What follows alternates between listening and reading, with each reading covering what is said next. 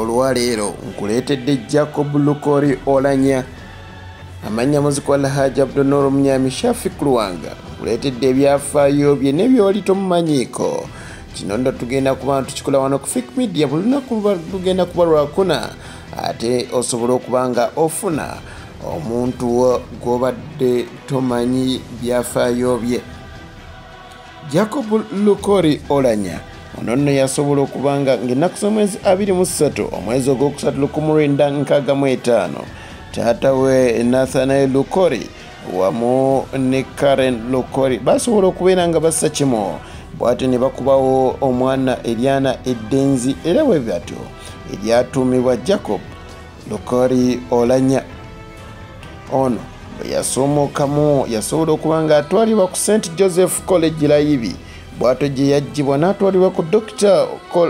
Obote College Boroboro eno yasobola okubeera ng'ate atuulira ekibiina kye eky'omusanvu. Bazadde be baamwolekeza ekibuga ekikulu ekya Kampala era bw'atyo ne bamutwala ku Kololo Senior Secondary School yasobola okuba ng'asomera O-level wamu ne A-level era bw'atyo n'abiyita bulungi. Mu 1988 ono nno yasobola okuba nga yeegatta ku Makerere University era bw'atyo n'asoma essomero lya Bachelor of Arts era bw'atyo n'alifunamu ne digiri nnambirira mu mwaka gwa 1900 bw'atyo n'afunamu digiri nnambirira mu mwaka gwa 1991. Mu mwaka ogwo gwennyini Jacob Lukori Oulanyah ate teyadda waka wabula yasigala ku University yennyini y'e Makerere bw'atyo n'agenda ate mu ssomero ery'amateeka bw'atyo n'asobola okuba nga akuuka mu mateeka. Bayizi banne baswana okuba nga bamwesigisa n'obuvunaanyizibwa obw'okubeera sipiika wa yunivasite eno. Mu 1994 Jacob Lukori Oulanyah yaggyayo digiri y'amateeka era bw'atyo n'afuuka looya ajjudde. Mu 1995 Jacob Oulanyah yasobola okuba nga yeegatta ku Law Development Center bw'atyo n'aggyayo postgraduate diploma mu mateeka era bw'atyo ate n'afuuka counsel awedde emirimu. Olw'amagezi ge balekkyara be basobola okuba nga bamusigaza era bw'atyo n'atandika okubangula abayizi ate ku Law Development Center n'afuuka lekkyara mulambirira. Oulanyah yasobola n'okuba nga atandikawo Oulanyah Honoria and Company Advocates eno nno yali ewolereza abantu ab'enjawulo okubajja ate okubajja eri mu mbuzi ekogga n'obutabatwalayo wamu n'okubeerako embeera gye batereeza ey'amateeka. Mu mwaka gwa 2001 Oulanyah yasobola okuba nga yeesimbawo ku bubaka bwa Paalamenti akyekirire abantu be abeesimu aba Omoro County wadde nga tebyatambula bulungi. Gavumenti yasobola okubeera nga emukwata n'asobola okubeera nga agyegattako basobola okuba nga boogerezeganya n'omumpembe Joseph Kony n'ekibiina kye ekya Lord's Resistance Army era bwe batyo ne basobola okuba nga baatuuka ku nzikiriziganya gye simanyi oba paka ne kati ekyaliwo. Mu mwaka gwa 2006 Oulanyah asobola okuba nga yeegatta ku kibiina kya UPC kuba mu 2001 yajja nga wannamunigina kubanga twali mu mbeera y'omugendo ne 2006 twafuna ebibiina mu bajje bayita multi-party system bw'atyo ne yeegatta ku UPC naye ne bamukuba akalulu. Mu Julayi wa 2006 nga wayise emyezi 5 gyokka nga bamumeze yasobola okuba nga yeegatta ku kibiina kya National Resistance Movement era bw'atyo n'afuuka kaada mulamba. Mu 2008 yaweebwa omulimu gw'okubeera ng'ate ayingira mu nsonga z'abanakisekka embeera ya Kisekka market nga bwe yali etuuse anti embeera abagijjukira yonna eyali ewa Kisekka yali nzibu nnyo ddala. Oulanyah yasobola okubeera nga agiyingiramu ate asobola okuba nga awoyawoya bannakisekka olw'ettaka lyabwe eryali litwalibwa. Mu 2011 Oulanyah asobola okuba nga yeesimbawo ku bubaka bwa Paalamenti omulundi gwe ogwokusatu naye kuno ng'ali ku kaadi ya NRM era bw'atyo ng'akiikirira abantu be aba Omoro County naye ku mulundi guno n'awangula era ng'ennaku z'omwezi 19 May 2011 yasobola okubeera nga afuuka deputy oba omumyuka w'omukubiriza w'olukiiko lw'eggwanga olukulu ng'amyuka Rebecca alitwala Kadaga. mu mwaka wa 2016 era yaddamu ne yeesimba ku kifo kyennyini era bw'atyo n'akiwangula.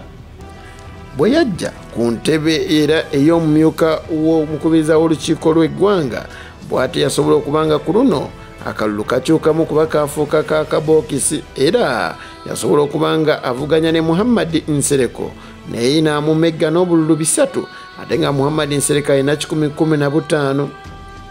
Mu mwaka gwa 2019 abannaffe aba Zoe Theological College mu United States of America basobola okubanga ate bamuwa doctorate mu divinity era bw'atyo amannya ge ne gakyuka n'ebitiibwa anti n'atandika ku n'ayitibwa Right Honorable Dr.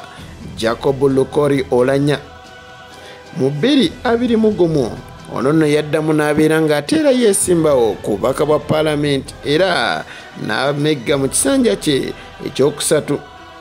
Naye ku luno teyajjanga nga mumyuka w'omukubiriza w'olukiiko wabula yajjanga omukoweza w'olukiiko omulambirira era yeesimbawo n'abantu 3 balamba nga mu bo mwalimu Rebecca Litara Kadaga eyali mukama we wamu ne Ibrahim Ssemujju Nganda. Oulanyah yabamegga n'obululu 310 ate Kadaga n'afuna 197 wabula Ibrahim Ssemujju Nganda wadde yaliwo opposition ng'ate opposition yayina ababaka bayitirivu nnyo nga FDC mwennyini mwe yali ava mwalimu ababaka 32, DP ng'erina ababaka 9 ate UPC ng'erina ababaka abasoba mu 15 ate nga National Unity Platform ng'erina ababaka 57. Ssemujju yafuna obululu 15 bwokka. Kasita yafuna obw'obukubiriza bw'olukiiko bwa paalamenti bw'atyo embeera ye Jacob Lukori Oulanyah n'ekyuka era n'atandika okusinda.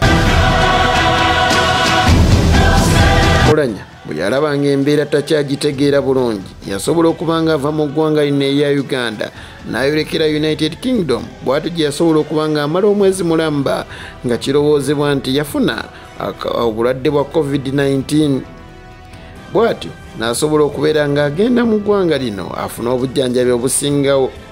Naye ebibuuzo byali bingi naye nga ansa ntono nga buli omu yeebuuza omukubiriza w'olukiiko lwa paalamenti eyakalondebwa aliriddawa era emirimu gye gisinga gyakolebwa eyali omumyuka we ebiseera ebyo Anita Among.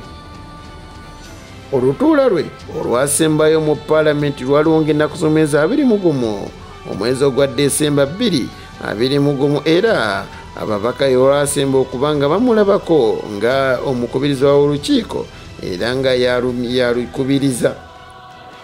Embeera yasajjuka kuba kyasobola okubanga kitegerekeka nti Anita Among yasobola okubanga amukyalirako mu maka ge olw'okuba nti baali bamukubira amasimu okumala ennaku 3 naye nga tagakwata. Ono yamusanga mu buliri era nga n'okwogera kwe kutono nnyo bw'atyo ne bamwolekeza eMulago mu ddwaliro ekkulu abasawo gye baakamutemera nti ffe tetujja kusobola noonya obujjanjabi obusingawo. Ennaku z'omwezi nya February 2022 ono yasobola okubanga addusibwa n'atwalibwa mu kibuga Seattle eky'eggwanga lya United States of America ataafuna obujjanjabi obusingawo bwe batyo era yagendera mu Airbus A330-800 Uganda Airlines watyo akawumbi kamu miliyoni 7 zezasobola okuba zikozesebwa mu kutwala omukulu ono. Ng'ennaku z'omwezi 15 omwezi ogwokusatu 2022 Anita Among yali omumyuka we Norbert Mao ono president wa Democratic Party era nga yali munywanyi we n'abalala 3 balinnya ennyonyi bwe batyo ne bamukyalirako mu ggwanga erya America mu kibuga Seattle kubanga emikutu egy'enjawulo gyali gitandise okubanga gimubika era we batyo Chris Obore n'avaayo n'awakanya abantu bana baali babika Jacob Lukori Oulanyah naye abaagendayo nga Mao n'abalala tewali yajjayo ggulire litukakasa nti oba mulamu oba mufu. Nga batuuseeyo waayita ennaku 5 zokka Oulanyah bw'atyo n'amenya omutto ng'enjogera y'ennaku zino omuntu waba afudde okukyangu yabagamba nti amenya omutto era bw'atyo okufa kwe kwalangirirwa pulezidenti w'eggwanga lino Yoweri Kaguta Museveni ku mutimbagano ku mukutu gwe ogwa Twitter era bw'atyo n'asaasira ab'eŋŋanda abakono ab'emikwano wamu ne Uganda yonna okutwaliza awamu. Mu kuziika kwe taata wa Jacob Oulanyah Nathan Lukori yayogera ebigambo mu lulimi olw'eggulu era byasobola okuba nga bivuunulwa Nobert Mao ebyali ebikambwe ennyo anti yagamba nti omwana wange tafudde bulwadde bwa bulijjo wabula afudde butwa kubanga yakiŋŋamba nti abasajja bampa obutwa.